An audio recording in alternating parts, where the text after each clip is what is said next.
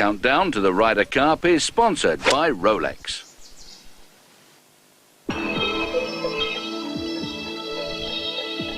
Ryder Cup.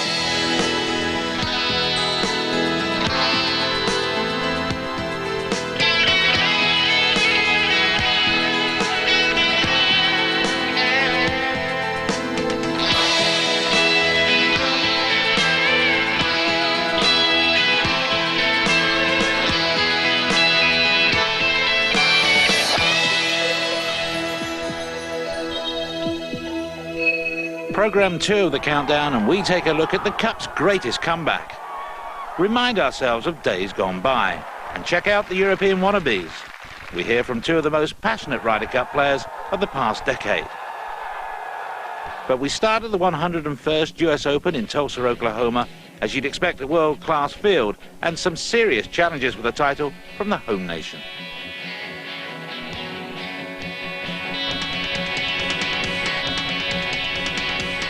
For Tiger, it was the end of his magnificent majors domination. 5 out of 5, just too much. I've had my share, and hopefully I can have my share in the future. Surely then time for world number 2, Phil Mickelson, to open his major account. Sadly, same old story. It seems as though out of playing 45 majors or so now, and not winning any, I'm tired of beating myself up time after time. Rocco Mediate's 4th place finish saw him jump from 21st place in the Ryder Cup rankings to 12th. While Stuart Sink's 3rd place moved him firmly into contention for a Belfry debut, a jump of 10 places to 8. I hung in there probably better than a lot of people thought I would, and maybe even better than I thought I would. But it could have been oh so much better. I'm not hanging my head one bit. Same can be said for Mark Brooks' defeat in a Monday playoff for the Texan. No second major and a Ryder Cup debut still unlikely. The winner in Tulsa, Retief Goosen, major number 1 for the South African, eventually. So here's how the American team looks at the moment, and with 5 of the world's top 10 currently occupying the 10 automatic spots, Captain Curtis Strange must be looking forward to the Belfry in September. Another man anticipating great things in the 34th Ryder Cup is Tom Lehman. Now, Tom's usually a mild-mannered, God-fearing guy from Arizona. When he won the British Open in 1996, he was calmness personified. A year later, he brought the family to watch him win at Loch Lomond. But the Ryder Cup transforms Tom. It's a team thing, you know. In terms of personal satisfaction, winning a major is the best. But in terms of the most fun, the most enjoyment you can get, there's nothing that beats a team sport. If there weren't the emotions that run with it, the event would just be any other event.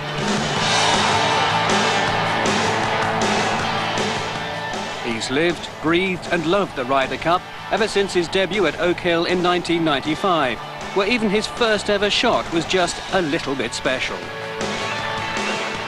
Oh man, I was so nervous I just wanted to make contact. I was the first American to hit and hit a 3-wood off the tee on that first hole, and I probably hit it about 300 yards. The hole's 460, and Corey Pavin, who's not exactly a long hitter, hit an 8-iron for a second shot. So it was a much adrenaline-induced 3-wood. And together with Pavin, he opened his Ryder Cup account with a win against arguably Europe's top pairing of Nick Faldo and Colin Montgomerie. The Americans just gelled perfectly. I thought that Corey Pavin was a great partner, because his game really complemented mine. He, hit a lot of greens, and he has a great short game, and together we seem to kind of really, fill in the gap, so to speak. Sometimes if you have two guys who play the same exact way, who have the same strengths, the same weaknesses, the same personalities, what happens if things start going south? And that was a direction Lehman definitely avoided as he followed his opening victory with an emphatic win over Seve Ballesteros. Tom was hooked on the Ryder Cup. I appreciate the fans being involved in supporting their side, and when we played in Valderrama, the fans were extremely vocal, pulling for their team, and I think that's part, again, what makes it great. It's having the home field advantage. You should have fans pulling for you and being vocal, and that's kind of part of what sports are all about. And Lehman travelled well too. a point proven by his crushing 7-6 win over local boy Ignacio Garrido. You're playing Europe, and everything is, you know, so pro-European as it should be. And to kind of hear the crowd just go quiet because you've dropped a 30-footer or chipped in or stuck it in there a foot away. I mean, I take as much pleasure out of that as I do of playing in the U.S. and making a 30-footer and listening to the crowds whip it up.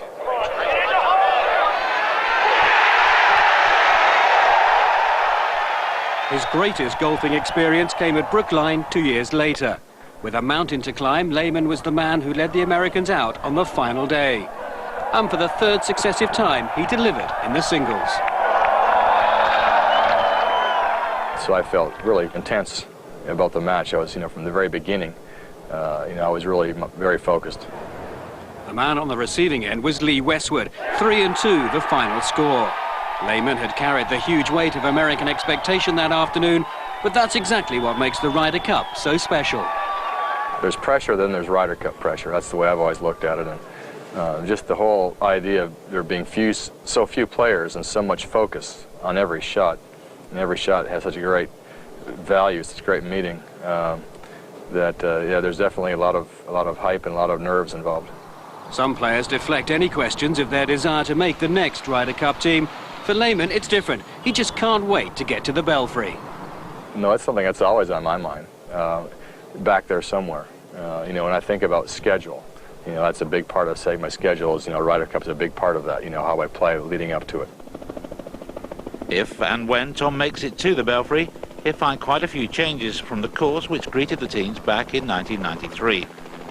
One of many alterations made by course designer Dave Thomas has seen the third hole transform from a challenging par 4 to a teasing par 5. But for six-time Ryder Cupper Howard Clark, there's an even more demanding hole just ahead. Together with Ewan Murray, he explains why. This is the sixth hole. It's another key hole in Howard's guide to the Ryder Cup. It's a surprising choice for me because it's under 400 yards, par 4. What's the problem? Well, I always found trouble when I played the Belfry. This hole really gave me the heebie-jeebies. Water on the right, water on the left, and a ditch crossing the fairway. It seemed impossible to hit the fairway. But there's a big fairway out there, huh? Yeah, there's a lot of fairway and there's a lot of green to aim at, but all of a sudden, when the Ryder Cup comes around, they seem to shrink a bit. Okay, well, there's your drive. Oh, no, we won't be using that one. I'll be using the trusty 1-iron for this one.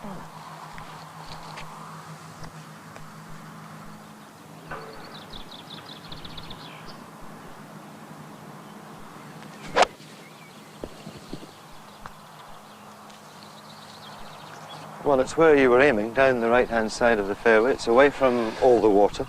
So you would rather play a longer second shot in and take the driver and give yourself a chance of a 3 with a wedge? I'd just rather hit the fairway and give myself a second shot. Very rarely did I hit this fairway, so it's one of my pet hates. Okay, let's go and see where all this water is lying around that you're talking about. I think I owe you an apology, Hal, because the last time I was here, the changes to the golf course hadn't happened. This is one of 120 where the lake is much farther into the fairway than I remember. Yes, they've cut it in from the left and the whole of the fairway slopes towards the water, so it narrows the fairway down. And you must hit down the right-hand side to have any opportunity of staying on the fairway now. Which is precisely what Nick Faldo did in 1993. A superb mid-iron and no putt necessary. The most capped Ryder Cupper in history on his way to another valuable point for Europe. For those who have to putt, like Lanny Watkins, they'll find a larger screen that won't yield too many birdies. But that was one for the Americans.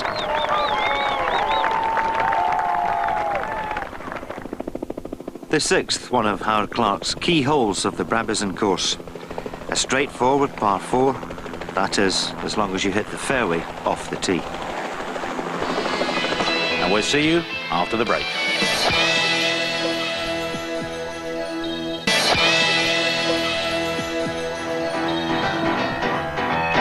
Welcome back. History lesson number 2. And for the American team, post-war Ryder Cup matches meant no Saracen or Hagen. It didn't make too much difference, though. They still remained dominant. The first time Great Britain and Ireland had a look in was at Wentworth in 1953. Sam Snead was the Americans' leading light, but he came unstuck against Harry Wheatman, much to the delight of captain Henry Cotton.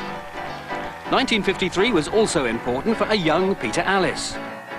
I had to wait and get in the Ryder Cup team before I was allowed in the clubhouse at Fernand. That was a great thing that came up committee when 1953, when Father said, you know, Peter's done well, can he use the clubhouse?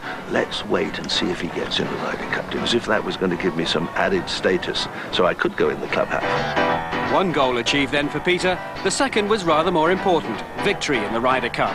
And Alliss should have delivered. We should have won, in all truth, should have won. I was 1 up and 3 to go and made a terrible mess of the last 3 holes. All wasn't lost though. Bernard Hunt had the chance to at least halve the overall match. 1 up going down the 18th, and final parity with the Americans looked assured. Nothing can be taken for granted in the Ryder Cup, but Great Britain and Ireland did make the Americans sweat a bit. This is a pretty little cut, but I hope I don't have to be captain again, because I died 9,000 deaths after I didn't get picked 2 years later in 55, although I'd won a tournament and I'd played quite well in a couple of tournaments, and I thought they're taking it out of me, they're blaming me, and I carried that sort of cross for several years, quite wrongly. And then I played in 57, didn't contribute anything, but we won the Ryder Cup. I was on the team. Lindrick was the venue, and along with Alliss, the names of Bernard Hunt, Max Faulkner, Ken Bousfield, Eric Brown, Peter Mills, Harry Wheatman, Christy O'Connor Sr. and playing captain Di Rees went down in Ryder Cup history as the men who brought the cup home for the first time in 24 years. Truly the sweetest of moments for all concerned.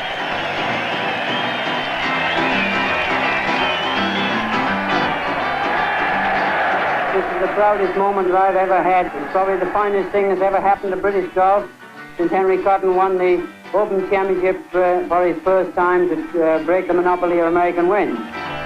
It would be another 28 years before the Americans would lose the cup again. By which time, Great Britain and Ireland had become Europe.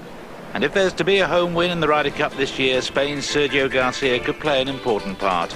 He was a leading European at the US Open, and the way things are going back home, Sergio could be joined at the Belfry by several fresh faces. In pursuit of a top 10 place, Thomas Levey, who raced into contention in dramatic style at the British Masters. And if you're going to celebrate, you might as well do it large. It was a lot of fun, I tell you. That's what we practice for all our life. It's just to get in contention in tournaments, and to get in the playoff where you get the maximum pressure is unbelievable. Levey currently in 14th place. But beaten in the British Masters playoff, Matthias Gromberg, currently 10th in the rankings, and one who's full of tricks. A towering presence could be Robert Carson. He just missed out on a trip to Brookline, but victory at this year's Spanish Open has helped elevate him into contention. And for an outside bet, well, maybe fellow Swede Henrik Stenson is the man. From Challenge Tour #1 in 2000 to B&H champion in 2001. He's currently 20th, 5 places behind last year's Rookie of the Year, Ian Poulter, who's really motivated for a cup debut.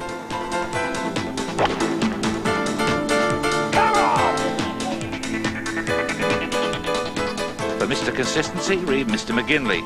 Although still waiting to land his first win since 1997, he's had a second this year and numerous top 10s. Obviously I want to make the team, and it's something to reach a final destination. You know, it's a great team event, and it brings out certain emotions that you don't see in ordinary run-of-the-mill tournaments, people playing for their country and us for our continent. So it's a big deal. Volvo PGA champion Andrew Oldcorn is gradually getting used to his newfound fame and the realisation that he could be booking in at the Belfry. Great memories of watching it, so it'd be great to be on the inside track to know exactly what it all feels like, what actually goes on. And looking really good for a debut is Phil Price. He wasn't too well at the US Open, but he's working hard for that first appearance. And it's not just about hitting balls, you know. So let's have a look at Captain Sam's possible team. 6 rookies in the top 12 positions. A few old heads may be needed to steady nerves come September, though. Now here's a man who's been there, done that, got the cashmere. The life of Colin Montgomerie has come a long way in the last decade. The trappings of stardom are all part of the equation, but 10 years ago he was still learning the business and still had a lot to prove. It's every player's dream as a first, you know, to get in the first Ryder Cup team, and all I can do now is hopefully that I can stay there and compete in a few more. Ryder Cups 1 and 2 for Monty ended in defeat at Kiowa and the Belfry. But it was third time lucky for Colin in what turned out to be an historic match at Oak Hill in 1995. We went into the singles 9-7 down in America, and we've never won from that position before at all. We'd never had a chance. And the team played and putted magnificently. Monty duly delivered with a 3-1 win over Ben Crenshaw. The Ryder Cup was firmly back in European hands again, and by the time the team arrived at Valderrama 2 years later, it was Monty who was carrying that most treasured of trophies. Jimmy Patino, the owner of the club, met us off the plane, and I happened to be given the trophy on the plane. I was happened to sit at the front of it, and I was given a trophy, and it was a remarkable feeling to come off in Spain, Seve's Ryder Cup, if you like. But over the next 3 days, Monty proved to everyone around the world that although the matches may have been played in Spain, he was the main man.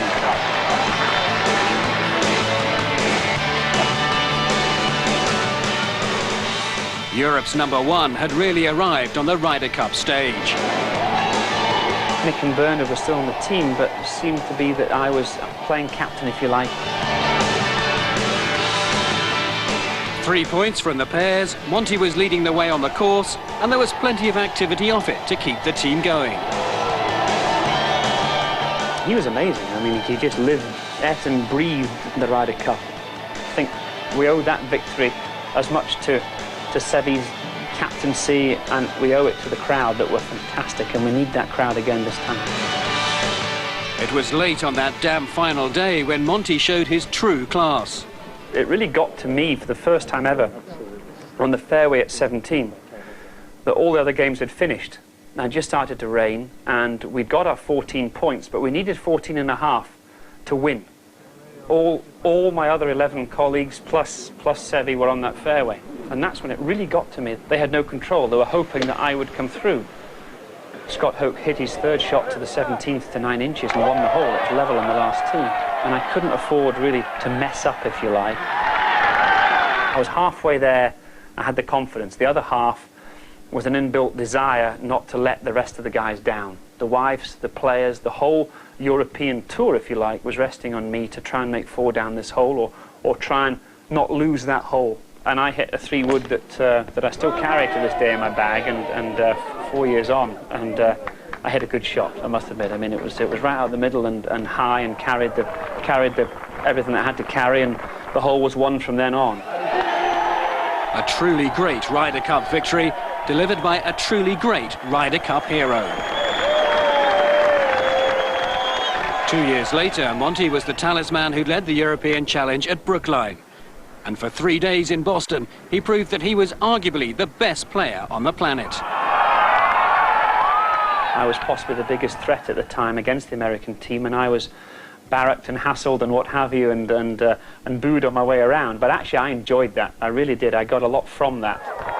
With Paul Lawrie, he picked up 2.5 points and showed the rookie Scotsman what the Ryder Cup was all about. When we beat Tiger Woods and Steve Pate on the 17th green, he just turned to me and said, I don't know what. That was an eye-opener for me. That was a real, whoa, you know, you do very well here, because this isn't easy. But he continued to make it look easy in the singles as he beat Payne Stewart. But on that final day, not even Monty could stop the American charge. We didn't lose. They won in the end of the day. It was a fantastic victory for them. We did remarkably well with such a young team. To get 13.5 points, as we did, if you like, was a remarkable effort in that cauldron that we found in Boston.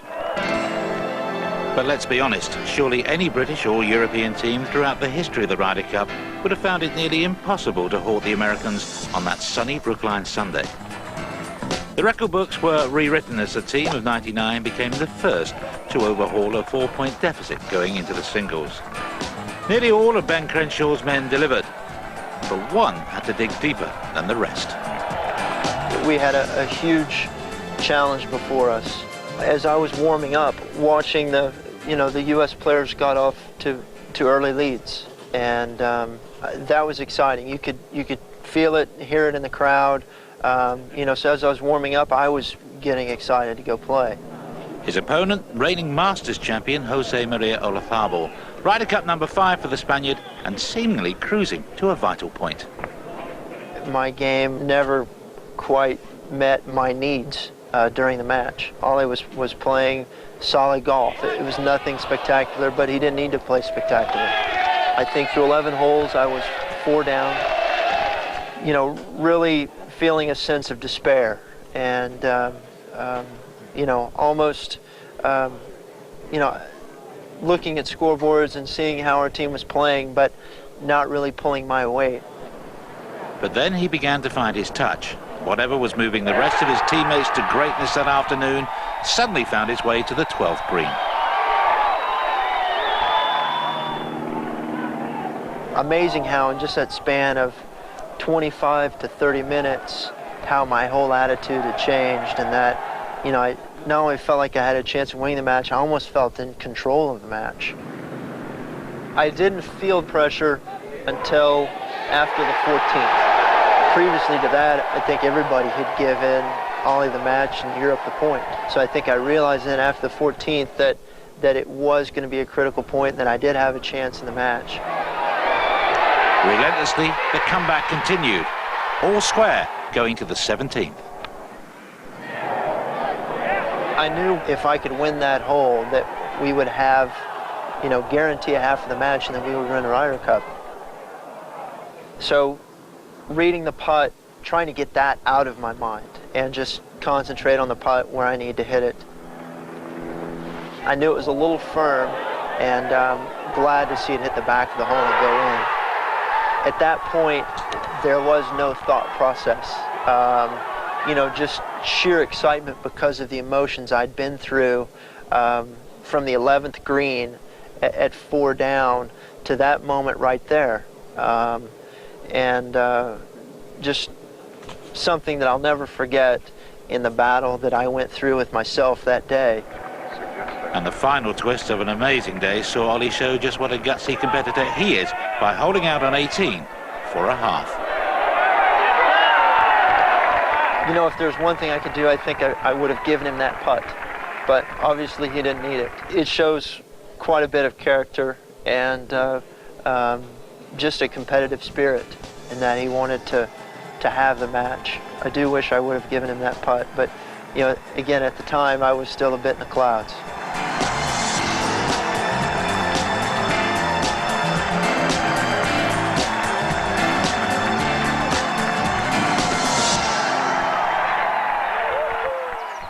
And let's hope that when it comes to September 28th, 2001, the Belfry witnesses everything that's great about this magical event. Yeah, I think this could be one of the greatest Ryder Cups ever. Just because I feel like, you know, there were lessons learned at the last one, and let's go forward in a great spirit of competition. Let's be able to shake hands afterwards when it's all said and done and still be friends. But let's not take away what it is that makes it such a great event, which is the passion that it's all about.